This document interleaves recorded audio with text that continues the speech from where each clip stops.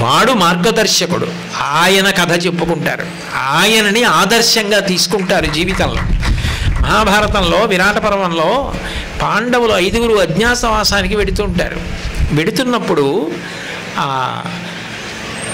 ధౌమ్యుడు వాళ్ళ యొక్క పురోహితుడు పాండవుల దగ్గరికి వచ్చి ఒక మాట అంటాడు, మీరు చాలా చాలా గొప్పవారే, కానీ మీరు పూర్వం రాజులుగా ఉన్నారు, మీకు ఎవరిని సేవించడం తెలియదు. మీకు ఇప్పుడు ఉన్న కష్టంతో పాటు ఇతరుల దగ్గర పనిచేసి వాళ్ళని సేవించడం కూడా రావాలి, లేకపోతే అజ్ఞాతవాసం పూర్తవదు. మీకు సేవించేటప్పుడు ఇన్నాళ్ళు మీరు రాజులు ఆజ్ఞలు ఇచ్చారు, కానీ ఇప్పుడు వేరొక రాజు మిమ్మల్ని ఆజ్ఞాపిస్తాడు, మీరు చెయ్యాలి, అవమానిస్తారు, భరించాలి. మీరు ఆ ఓర్పు పట్టకపోతే అజ్ఞాతవాసం పూర్తవదు. అజ్ఞాతవాస భంగం అయిపోతే మళ్ళీ అరణ్యవాసం అజ్ఞాతవాసం చెయ్యాలి. లోకంలో అందరి జీవితాలు పూలపాన్పులని అనుకోకండి. మహాత్ములైన వారు, గొప్ప గొప్ప విషయాలు సాధించిన వారు ఎవరున్నారో వాళ్ళందరూ కష్టాలు పడి ఓర్పు పట్టి వృద్ధిలోకి వచ్చిన వారే అని అద్భుతమైన ఉదాహరణలు చూపిస్తాడు ధౌమ్యుడు.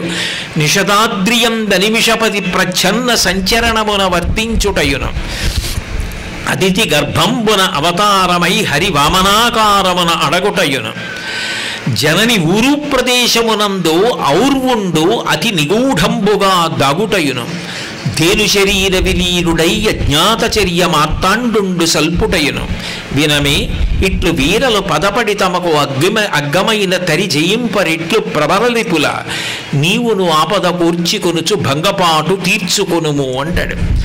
దేవేంద్రుడంతటి వాడు ఒకప్పుడు వృత్రాసుర సంహారం చేసిన తర్వాత బ్రహ్మహత్యాపాతకం చుట్టుకుంటే ఎక్కడో నిషద పర్వతం మీదకెళ్ళి తలదాచుకున్నాడు. అయినా ఓర్పు పట్టాడు, మళ్ళీ ఇంద్ర పదవి పొందాడు. సాక్షాత్ శ్రీ మహావిష్ణువు అంతటా వ్యాపించినటువంటి వాడు, అందరికీ ఏదైనా ఇవ్వగలిగినటువంటి వాడు, తన చూపుల చేత బ్రహ్మాండములను సృజించగలిగినటువంటి వాడు. అటువంటి వాడు ఒకప్పుడు పొట్టివాడిగా బ్రహ్మచారిగా వామనమూర్తిగా అదితి గర్భంలో పుట్టాడు. నాకున్ వేడుక పుట్టు నీసుతుడనై నర్తించి వర్తింపగాన్, ఆయన లక్ష్మీపతి, ఆయనకి ఇవ్వడమే కానీ చేయిచాపి పుచ్చుకోవలసిన అవసరం ఆయనకి లేదు. ఆదిన్ శ్రీసతి కొప్పుపై తనువుపై అంశోత్తరీయంబుపై పాదాబ్జంబులపై కపోలతటిపై పాలిండ్లపై నూత్న మర్యాదంచెందు కరంబు క్రిందకుట, ఆపైనా కరంబుంటమేల్ కాదే రాజ్యము గిజ్యమున్ చటతమే కాయంబు నాపాయమే అని బలిచక్రవర్తి దగ్గరికి వెళ్ళి బ్రహ్మచారిగా భిక్ష అడిగి 3 అడుగుల నేల పుచ్చుకొని 3 అడుగులు కొలిచాడు. కొలిచి బ్రహ్మాండం అంతా పెరిగిపోయాడు.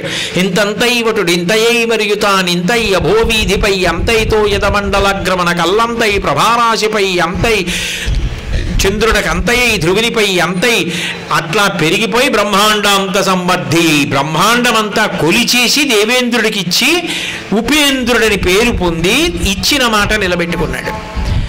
ఏమయ్యా, ఒక రోజున అంతటా నిండిపోయినటువంటి హరి వామనాకారంలో పొట్టి పిల్లవాడిగా అదితి కడుపులో పడుకుని పుట్టి చెయ్యి చాపి పుచ్చుకుని అన్నగారికి ఇచ్చిన మాట, అమ్మకి ఇచ్చిన మాట, అదితికి ఇచ్చిన మాట నిలబెట్టుకున్నాడు.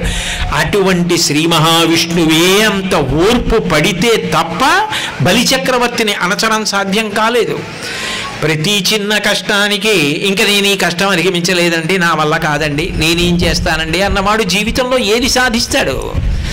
లక్ష్యమును చేరుకోవాలనుకున్న వాడికి మధ్యలో వచ్చే కష్టాలను ఓర్చుకోవడము చేతనైతేనే, ఎదురొడ్డి నిలబడగలిగితేనే.